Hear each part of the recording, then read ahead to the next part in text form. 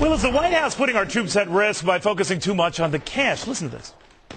It's something we certainly have to be mindful of. We don't have unlimited money. We certainly don't have unlimited troops. Reaction now from Bob Barker, the former game show host, who is putting up, get this, $3 million of his own dollars to help wounded soldiers. Bob, very good to have you.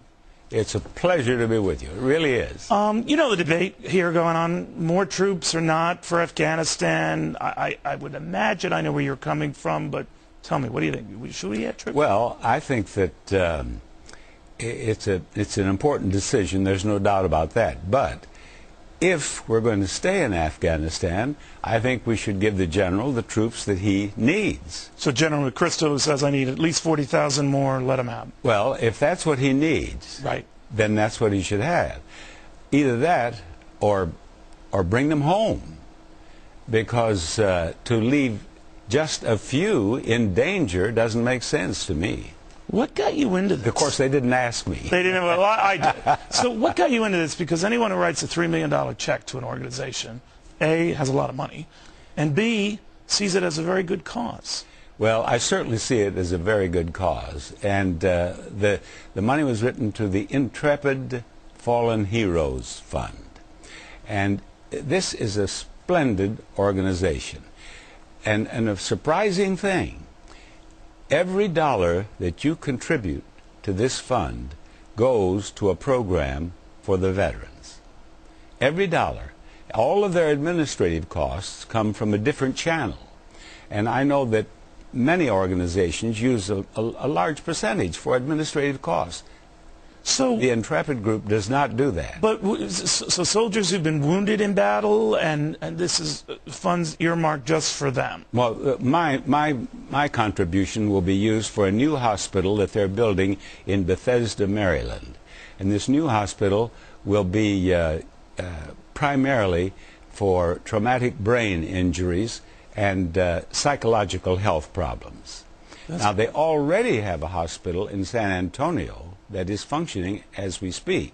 And in addition to the hospitals, they've given millions and millions of dollars to the families of men and women who have been who have lost their lives in primarily Afghanistan or Iraq. You know, I was thinking when you did that, that you did it was a very nice, how wealthy you are. And someone reminded me, no, seriously, someone reminded me that game show hosts in particular, man, they just rack up the bucks.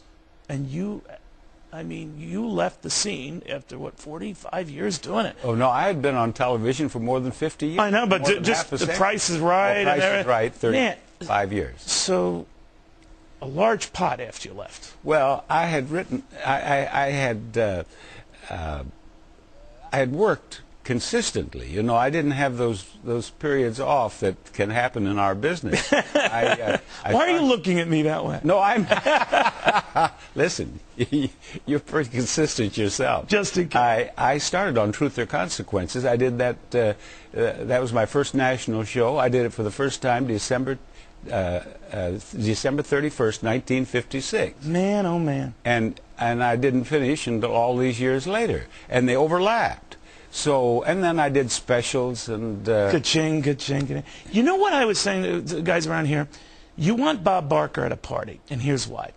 He will liven things up. You're like a type A, gung-ho, positive guy, and you really got into it. I mean, obviously a lot of contestants would come on the show. They'd be a little shy, a little reticent, and you could really get them excited. Was that part of the strategy? Or? Well, I think that's that's the way I worked. I tried to make every show an event. I tried to bring it as much excitement as I could. And but sometimes you'd have to tape a number of shows in a day, right? Well, we never did more than 2 a day. We tried really? 3 a day. But it was just too much. Even you couldn't keep that energy. Well, no, not an hour show. And it was a big show for the fellows backstage. They're bringing all those prizes in and taking props out. And we did it just as if it were a live show. We didn't edit. It was a great show. Well, it was a great show now.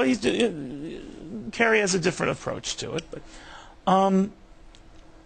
The Price is Right, and I always thought about you the way they're trying to get the price right on health care.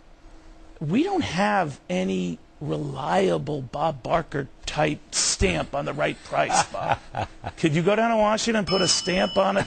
This is the correct price, you know? Well, put it this way. Whatever they end up doing, and who knows what they'll end up with, let's hope the price is right. You suspect it won't be? Well, if they want to do as much as they propose to do and not increase the cost any, I'd like to know how they do it, and I'd like to try to use the same The same magic. I got you.